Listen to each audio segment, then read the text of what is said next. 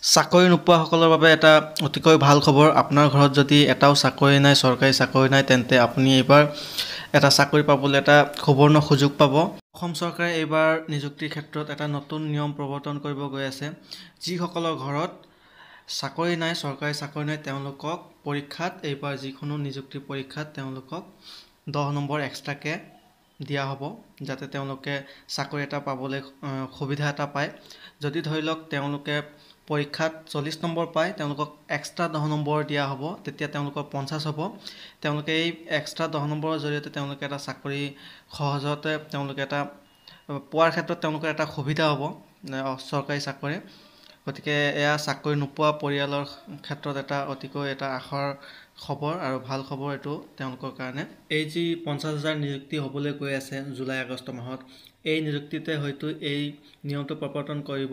যিসকলৰ ঘৰত চাকৰি নাই তেওঁলোকক 10 নম্বৰকৈ এক্সট্ৰাকৈ প্লাছ কৰি দিয়া হ'ব, দি পেলাই কাট অফ মেৰিট লিষ্ট বনাব।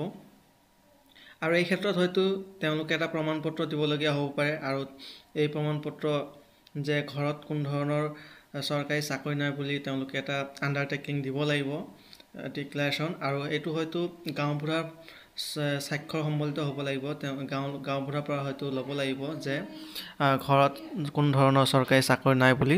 গতিকে অসমৰ মুখ্যমন্ত্ৰী মহোদয়ে এই ক্ষেত্ৰত যি ঘোষণা কৰিছে, তেখেতৰ ঘোষণা আমি শুনো আহকচোন। আমাৰ মাজত বহুত পৰিয়াল আছে যাৰ ঘৰত এটাও চৰকাৰী চাকৰিয়াল নাই, যাৰ ঘৰত আছে, যাৰ ঘৰত নাই। এইবাৰ আমি কি সিদ্ধান্ত লৈছো, যেতিয়া আমি 50,000 চাকৰি দিম, এটা পৰিয়ালতে 2-3টা চাকৰি পৰিৱৰ্তে প্ৰতিটো পৰিয়ালে যাতে চাকৰি পাব পাৰে, সেই কাৰণে এইবাৰ আমি এটা নতুন নিয়ম আনিছো যে যাৰ ঘৰত এটাও চৰকাৰী চাকৰি নাই, তাক আমি পৰীক্ষাত 10 নম্বৰ আমি এনেই দি দিম, যাতে চাকৰি নাথাকা পৰিয়ালৰ ঘৰতো চাকৰি পাব পাৰে। ভাৰতত কোনেও এইবিলাক কথা চিন্তা নকৰে। পৰীক্ষাৰ ৰিজাল্ট দিয়ে, এটা ঘৰতে 3টাই চাকৰি পায়, কাষৰ মানুহজনৰ ঘৰত চাকৰি নাই। আমি কৈছো ঠিক আছে, কিন্তু যাৰ ঘৰত চাকৰি নাই তাক আমি 10 নম্বৰ এক্সট্ৰা দি দিম, যাতে চাকৰি নোপোৱা মানুহৰ ঘৰতো চাকৰি পোৱাৰ ব্যৱস্থা হ'ব পাৰে। বহুত পৰিয়াল আছে যাৰ ঘৰত এটাও চৰকাৰী চাকৰিয়াল নাই, যাৰ ঘৰত আছে, যাৰ ঘৰত নাই। এইবাৰ আমি কি সিদ্ধান্ত লৈছো, যেতিয়া আমি 50,000 চাকৰি দিম, এটা পৰিয়ালতে 2-3টা চাকৰি পৰিৱৰ্তে প্ৰতিটো পৰিয়ালে যাতে চাকৰি পাব পাৰে, সেই কাৰণে এইবাৰ